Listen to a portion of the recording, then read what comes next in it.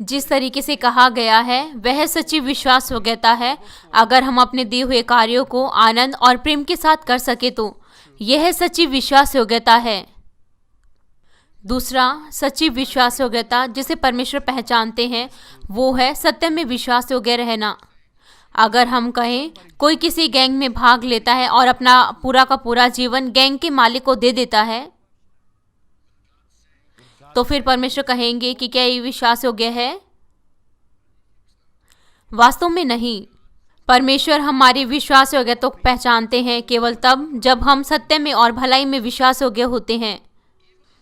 यहाँ तक कि अविश्वास योग्य है, अगर यह भलाई में और सत्य में नहीं है तो परमेश्वर आपकी विश्वास योग्यता को नहीं पहचानेंगे।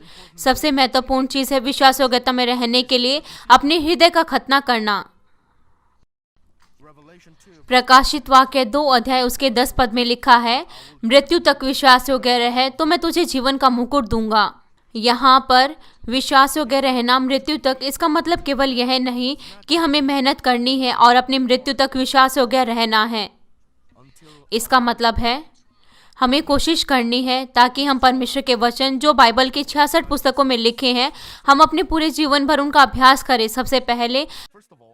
सबसे पहले हमें अपने पापों को यहाँ तक कि लहू बहाने के बिंदु तक दूर करना है और परमेश्वर की आज्ञाओं को मानना है। जिस तरीके से इब्रानियों में लिखा है, आपको अपने पापों को यहाँ तक कि लहू बहाने के बिंदु तक दूर करना है। यह विश्वास योग्यता है।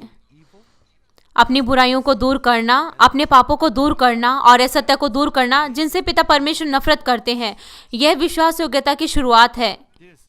यह सबसे महत्वपूर्ण चीज है विश्वास योग्यता में।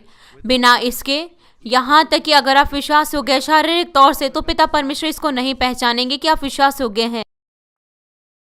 हमें हर एक प्रकार की बुराइयों को दूर करना है और हर एक प्रकार के असत्य को और परमेश्वर के हृदय को दर्शाना है। यह सबसे पहला और सबसे जरूरी विश्वास योग्यता है। तब आपको अपनी शारीरिक तौर से विश्वास योग्यता दिखानी चाहिए, तब परमेश्वर आपको पहचानेंगे कि आप विश्वास योग्य हैं। जिस तरीके से प्रेरित पौलुस कहता है, मैं हर दिन मरता हूँ, इसी तरीके से हमें भी अपने शरीर को पूरी तरीके से दूर करना है और पवित्र बनना है। ये आत्मिक विश्वास योग्यता है। पिता परमेश्वर सबसे ज्यादा हमसे क्या चाहते हैं, वो है पवित्रता, और हमें इस बिंदु को महसूस करना है और अपने सबसे बेहतर कोशिश करनी है अपने हृदय का खतना करने के लिए। निश्चित तौर से इसका मतलब यह है नहीं कि हम अपने किसी भी कार्य को नहीं कर सकते पूरी तरीके से बिना पवित्र हुए।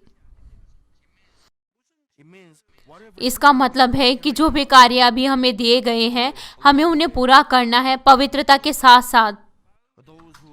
वो जो लगातार अपने हृदय का खतना करते हैं, वो अपनी विश्वास योग्यता में कभी बदलाव नहीं करेंगे। यहाँ तक कि वास्तविक मुश्किल समय में और अपने हृदय की परीक्षाओं में वो कभी भी अपने उन कामों को नहीं छोड़ेंगे, बस इन्हीं कारणों से। और दूसरे शब्दों में, जब हम अपने हृदय का खतना करने में लापरवाही करते हैं, तो फिर हम अपने हृदय को नहीं रख पाएंगे जब हम मुश्किल समय में होंगे और परीक्षाओं में होंगे।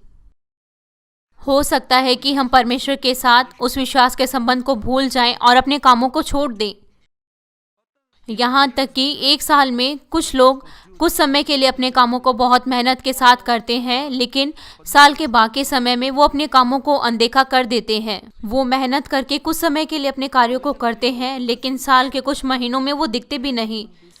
यहाँ तक कि वो परमेश्वर के अनुग्रह को वापस पाते हैं। वो कुछ समय के लिए उन कार्यों को कर सकते हैं और वो फिर लगातार कर सकते हैं। इस तरीके के कार्यकर्ता वो विश्वास योग्य नहीं पहचाने जा सकते, यहाँ तक कि वो अपने कामों को अच्छे से करते हैं।